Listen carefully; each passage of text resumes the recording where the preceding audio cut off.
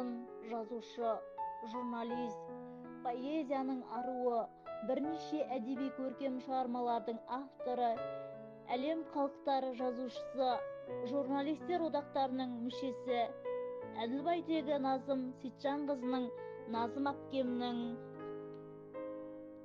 жан жүрегім жалындайды, жайнайды. Жан жүрегім жақсылықты ойлайды. Жан жүрегім жырдан күдер үзбейді. Жарқылдаған жанарыңды іздейді. Жан жүрегім қаламайды жалғанды. Жан жүрегім аялайды бар жанды. Өмір саған қарсы қарап келемін, өтінемін, бұра көрме арнаңды. Жан жүрегім қиянатқа төзбейді.